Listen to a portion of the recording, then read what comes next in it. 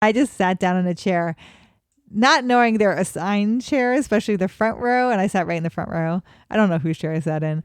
And the CO was there. And the CO looked at me and he's like, in colorful Navy words, he asked me who I was. And I told him I was a midshipman and I wanted to fly an F-14. And he told me in colorful words to get out. And I told him no, that this was my dream and I wasn't leaving till I got a flight. And he started to laugh. And he asked me what school I went to because he said I had a lot for a woman. Mm-hmm. And I said I went to Penn State. And he said, Big Ten, you're flying. I got very lucky that day.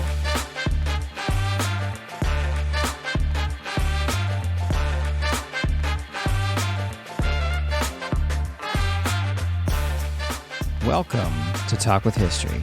I am your host, Scott, here with my wife and historian, Jen. Hello. On this podcast, we give you insights into our history-inspired world travels, YouTube channel journey, and examine history through deeper conversations with the curious, the explorers, and the history lovers out there. Jen. Yes. Before we start talking about the history of air shows, as I'm sure everybody knows what this is about, it's going to be the show title, I have a joke for you. Oh, goodness. Okay. What happens to a bad airplane joke? Goes up in flames. It never lands. So as you know, this show is about the history of air shows and women in aviation. So I'm excited to jump into that. But before we do, I always like to ask people for reviews. We actually did get a recent review, a 5-star review from Lady Blackwood. Sounds fancy. 5-star review. My kind of stuff. I've always been a big World War II history buff. This is freaking amazing. Why, thank you, Miss Lady Blackwood. She must have heard of World War II show. Yeah, must have just absolutely loved it.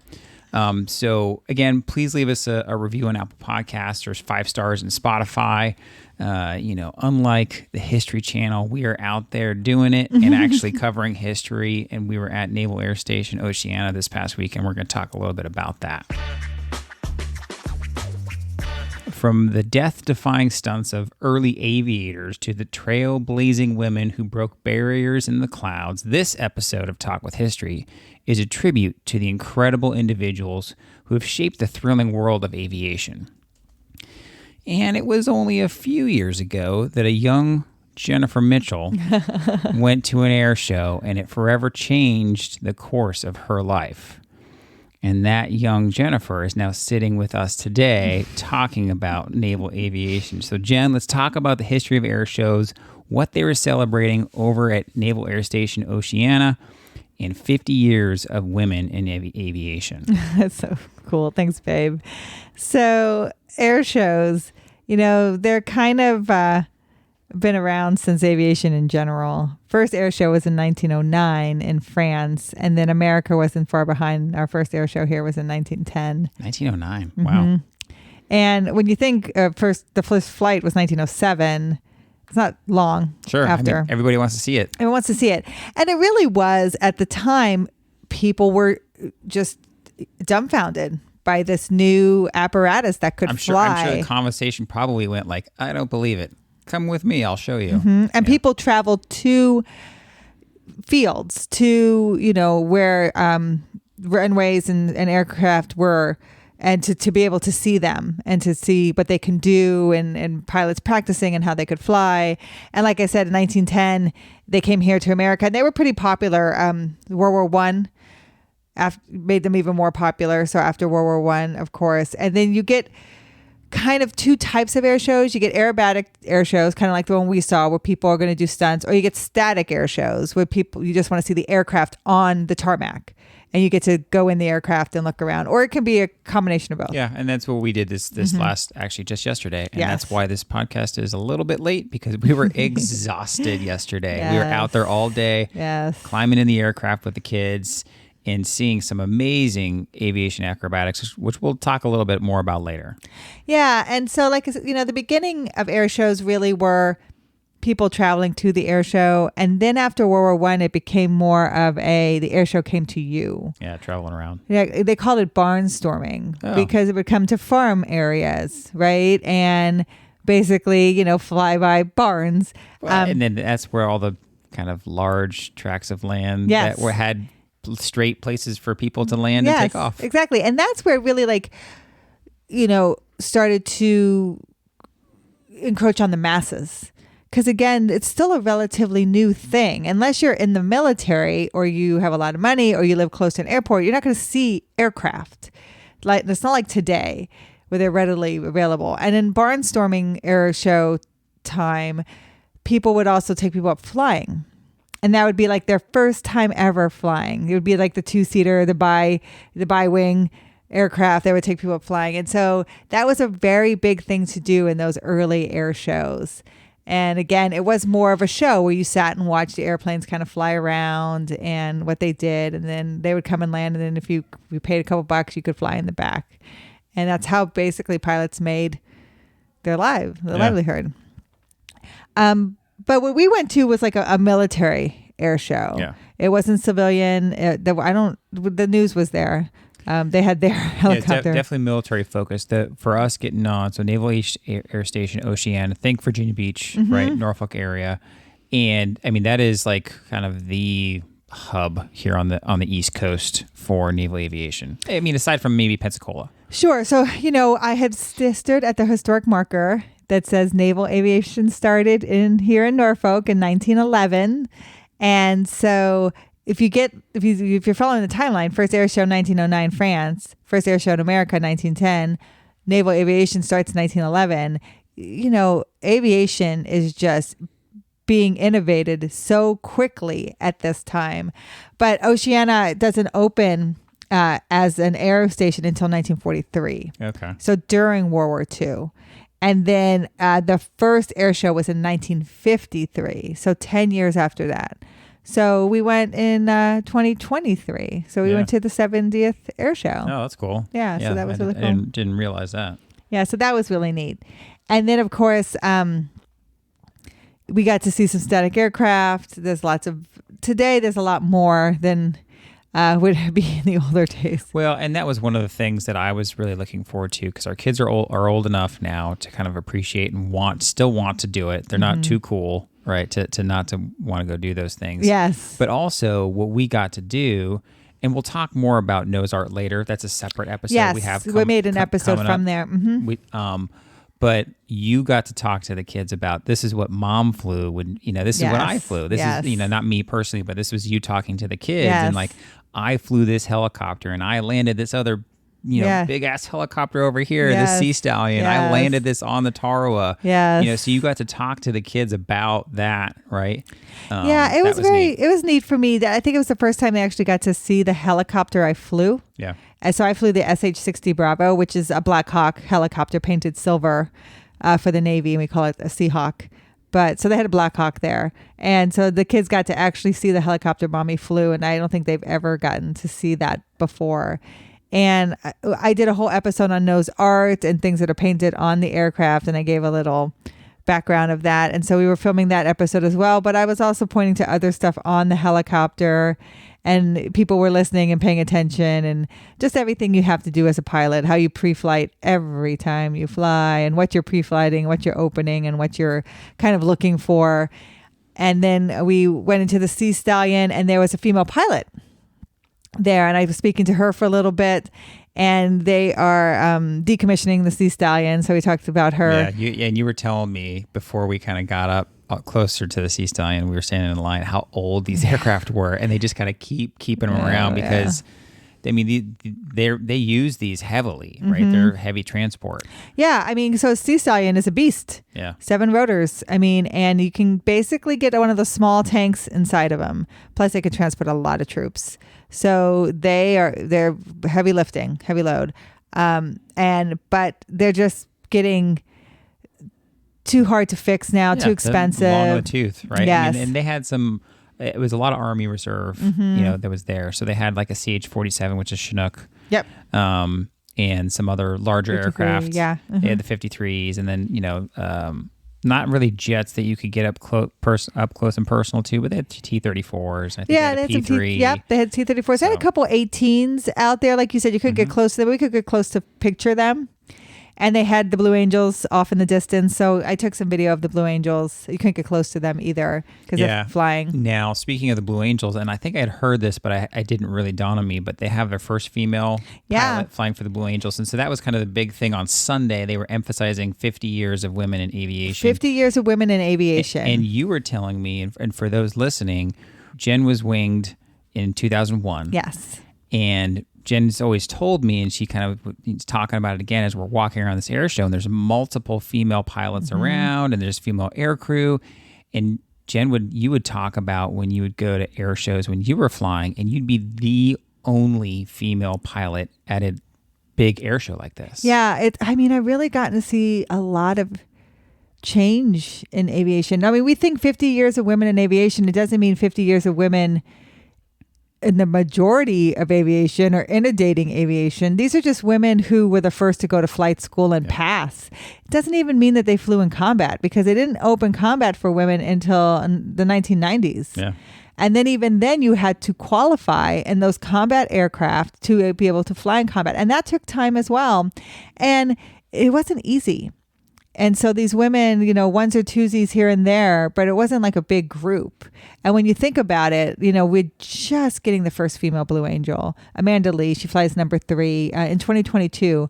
The Thunderbirds were a little before the Navy. They had their first female in 2005, but it's still relatively new. And they've had one other female. So it's not like it's like half of the pilots are female. And even in squadrons today, it's not like half of the pilots are female. It doesn't really work that way. We're getting more women. And so I was talking to the air crewman on the 53 who was a woman, and the pilot was a woman. So I was like, oh my gosh, to see a female air crewman. I never saw a female air crewman. That's the person who's in the back of the helicopter when you fly. I asked her, have you had an all-female flight? And she goes, I had one last week. That was never even a possibility when I flew. Yeah. There wasn't even enough women to have an all-female flight. I flew one time with another woman. I flew with Amy Bauerschmidt, who's now Admiral. Yep. I flew with her in when I was going through the RAG for 60 Bravos. And that was probably my only female flight that I ever had. And so it's amazing to see what has happened in aviation. Like, I feel like I was halfway. Yeah, you were. I mean, if you think about 50 years, it was like 20 years ago that you were at these air shows. Yeah, So I feel like I was halfway. So I always tell the story. I did my cross country. When you get your wings, you do a cross country, and I did my cross country to Dayton, Ohio, for the air show. They do a big air show there because the Wright brothers are from Dayton, and that's where the Air Force Base is. So they do a big air show, almost like this air show, which is a static display air show, and aerobatics are happening at the same time. And I think the Blue Angels even flew there at that air show. And so we made our helicopter static, kind of like what we saw when you could climb in the aircraft and look around it and touch it. And so I'm standing in front of the helicopter talking about the helicopter, and I tell people, I notice a lot of little girls coming over. And I notice a lot of dads bringing the little girls over. And I'm still a student pilot, so I'm just like, it's terrible to say, but I'm just making stuff up. I did this a lot, even on the Tarawa. Remember my first... You were really bad about that. I'm bad about that. I was like, my first day on the Tarawa, I'm a pilot on a LHA, and I don't know. And they put me in charge of tours. I don't know. This is where the missiles are. I don't know anything about surface Navy. Like, Jenn, we don't have missiles on the ship. Missiles, they put them over there. And people were asking me, they really have those on the ship? I'm like, yeah. But so same thing with the helicopter. I was like, oh, this is what this does. And this is I do the basics of what things did. But I would ask people, you want to sit in the cockpit? And they're like, sure. So I would lift them up and put in the cockpit. And I just, then, you have a break. You're allowed to walk around the air show, go grab something to eat, And as I'm walking around this air show, I just remember going, oh my gosh, there's no other women pilots here in this whole air show. I'm in my flight suit. I'm the only woman. And it dawns on me, that's why all these little girls are coming over to my helicopter. Yeah. Because it's something they can see, some modeling of what you could be if you want to be a female aviator. When I was a young kid and my parents took me to see the Thunderbirds in Wyoming, when we were stationed at F.E. Warren Air Force Base, I don't even remember there being a female pilot, but I didn't care. I just wanted to be a pilot, and nothing was going to stop me from doing that. Through my career there, I have had some women who definitely were influencers for me, but it really was great that that I had some really great men who championed my career. And one of the things I talk about is a lot is my flight in an F-14 when I was a midshipman off the USS Eisenhower, only midshipman who got a hop in an F-14. And I was a female at the time. This is 1998 on the USS Eisenhower in the Mediterranean, so off the coast of in Europe. And I walk into this F-14 squadron. Like, this is the heyday of Top Gun. F-14 squadron, skull and crossbones on their tail of their Jolly F-14. Rogers. Jolly Rogers. I mean, these dudes. That squadron was actually there at the air show. Yeah, these dudes are no joke. Like, they're the guys. And I walk into their ready room. So a ready room is a room where you all sit. You notice it in Top Gun, where they're all sitting in the chairs facing forward, facing like the commanding officer who's ever giving like the brief for the day. And when your briefs aren't happening, you sit in there and kind of flight plan or listen to the radio or write letters home. That's like your hangout room. And so I walked into their ready room and I just sat down in a chair, not knowing their assigned chair, especially the front row. And I sat right in the front row. I don't know whose chair I sat in. And the CO was there. And the CO looked at me and he's like, you know, in colorful Navy words, he asked me who I was. And I told him I was a midshipman and I wanted to fly an F-14. And he told me in colorful words to get out. And I told him no, that this was my dream and I wasn't leaving till I got a flight. And he started to laugh. And he asked me what school I went to, because he said I had a lot for a woman. Mm-hmm. And I said I went to Penn State. And he said, Big Ten, you're flying. I got very lucky that day because that commanding officer had gone to Indiana University, which is in the Big Ten. And he was all for me flying. So the minute his attitude changed around. Well, and it was a CO. He's commanding officer. Yeah. Everybody in the squadron's attitude changed around. We started laughing. He shook my hand. We went over to the schedule. We picked a flight together. He was going to fly at the same time in his jet. He told me to come back the next day, get fitted for a G suit, you know, and meet the guys. And I came back the next day and they gave me squadron patches. They made sure I wore their patches while I flew with them. I wore, you know, you don't get your own G suit. So I wore another pilot's that I'm, you know, similar size to. And we talk about this, a woman pilot being similar size to a man at the time because cockpits are built for men. And I went through like pre-flight stuff, like how do you learn to do stuff in the back? Because you still have to be an effective co-pilot. Yep. You're changing radios in the back. You're doing things in the back. You have to, and I had already gone through all the qualifications to fly in an ejection seat. I had done all that as a midshipman in case this was to happen on my midshipman cruise. You go through all these qualifications in case you do get a hop in an F-14. It was very rare, but it could happen. So they made sure you went to your midshipman cruise prepared with the qualifications. And so I had done all of that stuff, but I still needed to learn certain things, different frequencies and stuff like that. And the day I'm getting geared up in my G suit, which was to even get in that thing is like a workout because it's a pain to zip this tight thing around you all the way up to like right under your chest. The CO was there getting his G suit and he put Jolly Ranchers in my pocket on your shoulder. And he said, if you start to feel sick, just suck on these. Like even taking care of me to that extreme, which was fantastic because nothing will prepare you for what a cat shot is like in an F-14. And so And a cat shot, for those who are listening, is basically the catapulting you off of the aircraft carrier. Yes. So my mom was just talking to me today about different countries now are coming out with their own aircraft carriers with ramps on the front, right? And a ramp will catapult you up into the sky and you'll hit translational lift. You're going to dip, but it gives you some more altitude for that dip. But the Navy just catapults you off. Just straight off. There's no ramp. Shoot you off. There's no ramp. Oh, you better hit those thrusters fast. Yeah, so you just get shot off. And so nothing prepares you for what that feels like. And then I remember he said, are you ready? And I was like, ready for what? And he did. Like you see the maneuvers that the Blue Angels do. He pulled the straight up G's. Like we went vertical straight up. So you were flying with the CO? No, I flew with his name. Call sign was Rhino. Okay. I flew with one of he was a lieutenant, which always are your most dangerous pilots. Yep. And Theo went up in his own jet. Probably didn't want to fly with the midshipman. And honestly, he probably didn't want to do a lot of the flying. Probably made someone else fly, and he just sat in the back.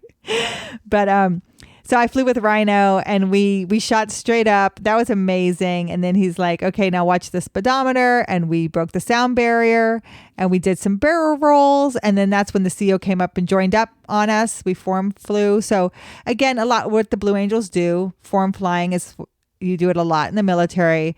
It's I wouldn't say I hate to say this, it's kind of easy flying. I know the Blue Angels do it.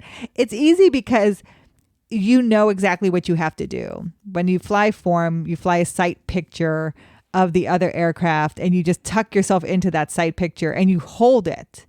And you never take your eyes off the other aircraft. You're never looking at your own gauges. You're never looking away. You just look at the other aircraft and you fixate on looking. And the whole time you're holding that sight picture, and you're maneuvering your controls just a little bit just to keep that sight picture. So if they're turning, if they're barrel rolling, if they're flipping around, you really don't know it. You're doing it with them because you're holding the sight picture so tight that which is what the Blue Angels do, when they barrel roll, you're just going with them because you're holding the sight picture. So when the announcer says, their wings are only 18 inches apart, that's all they're focusing on, is keeping that wing position the same spot, 18 inches apart. You have visuals that you hit. There's probably for them, like they're probably keeping a wingtip in the V of Navy. Sure. They're probably keeping, and if you keep this in this picture here and this picture here, you're exactly where you need to be tucked into the aircraft. And then when you break away, of course, that's the first time you'll look at your controls and you'll break away. But once you're in form, you're just tight in looking at the other aircraft the entire time. Yeah. And so we do that because you form up in a lot of that you practice because of refueling, because a lot of refueling is kind of like this form flying. It has to be perfection because you have to catch the basket with the refueling probe. So, people were asked, like, well, why do you form fly? Most of the time it's a refueling practice because you refuel in the air as Navy pilots. So you were flying with the Jolly Ranchers. Now you got to land back down, obviously. Yeah, so it was great. I mean, it was great. He played the Indiana fight song. Oh, of course. And I started laughing. And I mean, honestly, you see the aircraft carrier become like, it looks like a postage stamp, and then it becomes like a little dot in the ocean. Then you don't even see it anymore. So it's like you're going to land back on that. So when you go back for your landing, you always know, like the jet pilot's going to set up for his approach way far out. They're going to call the ball, which is basically lining a ball up on a line. And another thing, I know I'm talking aviation. So if anyone loves aviation talk, that's what this podcast is. The landing control officers or the landing safety officers, the LSOs, are all the other pilots in the squadron. That's who's calling your landing. So you're graded as how good of a pilot you are by how good you land. So if you think how competitive we all are, we are going to help you land great, but we don't want you to have a perfect landing. So we want you to land great. We want to get you safely on the aircraft. And then as soon as you land, we'll grade your landing. So it's like, okay, boo, that was great. Okay, that was a B, So it's kind of like, we're going to get you in perfection. And then as soon as you land, we're going to grade you. We're not going to give you the best grades. You have to earn your grades. Kind of like a gymnast or a figure skater. After years and years of doing it, you might have done that perfectly as a newbie, but you don't deserve the good grades yet. Right. So there's 4 wires that go across an aircraft carrier, and the tail hook comes down. You can catch any one, but you're really shooting for wire 3. So wire 3 is a perfect landing, and that's 3 from the back. So if you count 1, 2, 3 from the rear, it's the 3rd wire. And then if you miss all 4, it's a wave off because you're landing at full throttle. In case you don't hit any of them, you're full throttle to take off again. And so we caught number 3.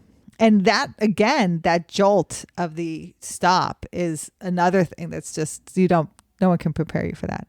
But anyway, so in essence, I flew in an F-14 with the Jolly Rogers, 1998. Yep. halfway, and I got this great experience because of this male commanding officer who believed in women in the military. So I see the Jolly Rogers at the air show that we're at yesterday, and now they're F-18s. Yeah, and you made a beeline for them. And I made a beeline for them. And I walk up because they're selling T-shirts. So a lot of times what happens at these air shows is squadrons make their money for Christmas parties and other like hail and farewells through selling stuff from their squadron, stickers, patches, T-shirts. And so they're always out there during air shows selling certain things to the public. And so I made a beeline to get a T-shirt, and there was a bunch of pilots, young guys, lieutenants, you're probably like 28, 6, 7. Yeah, like 26, like that, young pilots, right? Usually your most hotshot pilots. And I tell her my whole story, and I felt like you came in, you're like, I'm going to go sit over here with the kids and eat. And I felt like afterwards, I'm like, was I like the old lady telling the story? It's very possible. Because that's like, for them, it's 25 years ago. Yeah. Probably before some of them were born. It's highly likely. So we're like, this old lady's coming in talking about F-14s. But they were nice. I bought a T-shirt from them. So that's cool. Like, what you're going to get at air shows is you're going to get the veterans. You're going to get the people who had done it before come in and tell their sea stories, their air stories. And I always enjoyed that too as a young pilot. So celebrating 50 years of aviation, it was women in aviation. Women in aviation. Yeah. So in 1973, they had the first group of 8 women start flight school, Navy flight school. And in 1974, so a year later, they had 6 of them earn their wings of gold. So that's what they call the 50 years of women in aviation.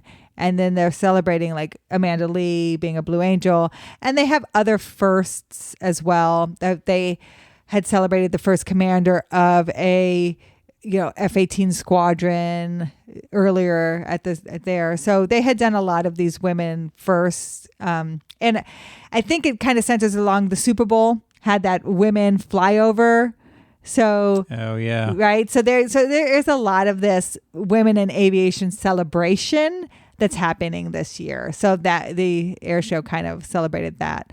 But it was great for the kids because they had set up in some hangars a lot of like STEM experiments that they could play with. Yeah, and I would assume, right, for those listening, if you've never been to an air show, if you've never brought family to an air show, that's one of the great things to really bring your family to, because it's typically these are kind of, Navy military kind of, their face to the public. It's not just them out there kind of doing the show. It's a little bit of recruiting, but it's also, it doesn't feel like a big recruiting event. I mean, they have the obvious kind of recruiter spots out there with the Marines and their pull-up bar and all that stuff. And but it really was opportunities for the kids to just get out there and see all the cool things that are throughout the DoD and the military. And NASA. Yep.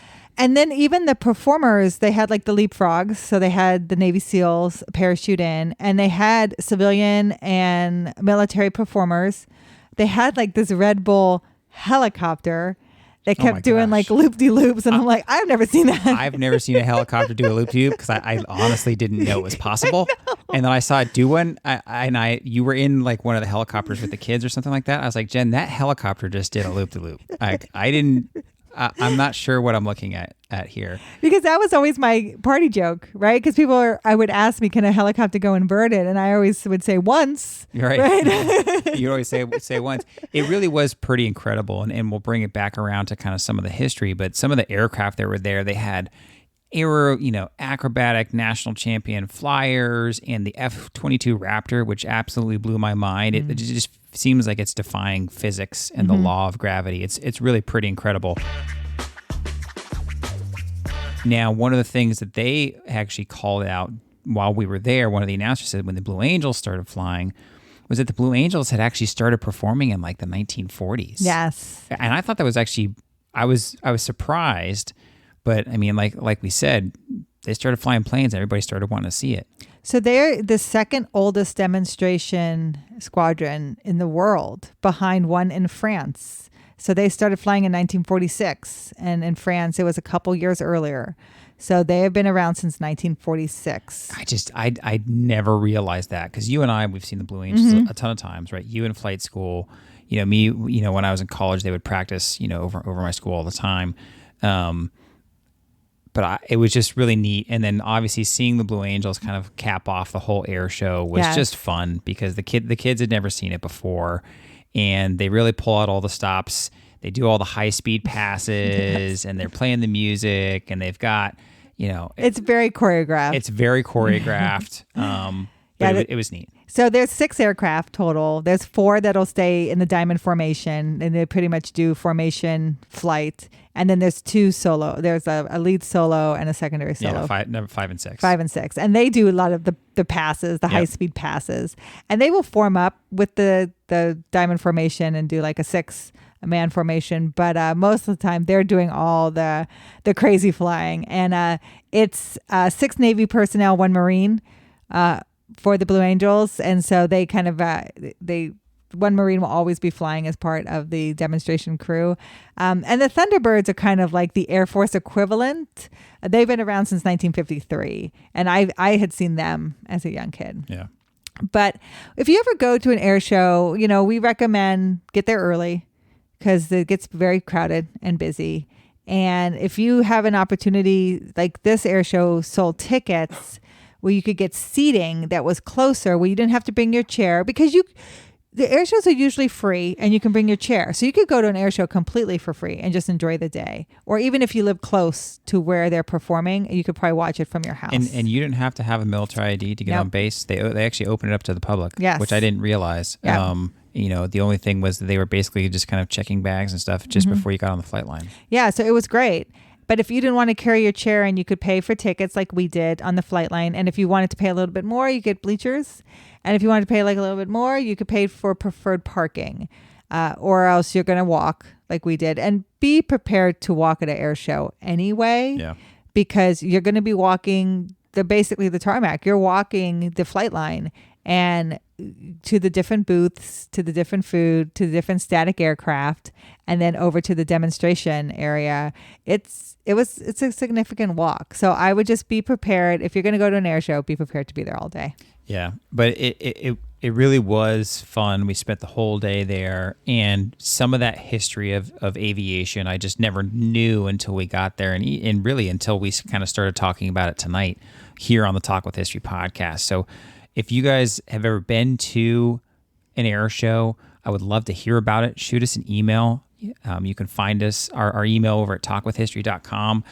Reach out to us. Let us know if you ever have had kind of an air show experience, because if there's one thing that I've learned about pilots or people that are a fan of aviation is they love to talk about aviation and their aviation stories, just like my co-host here did tonight. Yes, and I apologize. I actually had someone on Instagram say, I didn't even know you were a pilot, and I find that really hard to believe. Now you're just going to send them this podcast episode every single time. I just wanted to say one more time before we leave that the Blue Angels perform annually for about 15 million spectators a year. The Thunderbirds perform for about 12 million spectators a year. So if you can imagine all those people going to see these jets perform, I'm sure someone has a good story out there. Yeah, we would love to hear it. And if you can kind of write us a little email or send us a little note, or even if you look in the show notes, there's actually a way, there's a link in there. It's podinbox.com/history. You can actually leave us an audio kind of message. And I think if you keep it under 30 seconds, we might be able to play it. So if anybody's listening and you're interested in telling us a story, and maybe we can get it on here, the podcast. So thank you for listening to the Talk with History podcast, and please reach out to us at our website, talkwithhistory.com. But more importantly, if you know someone else that is an aviation fan or a pilot that has another story to tell, please share this episode with them, especially if you think that today's topic would interest a friend. Shoot them a text and tell them to look us up. We rely on you, our community, to grow, and we appreciate you all every day. We'll talk to you next time. Thank you.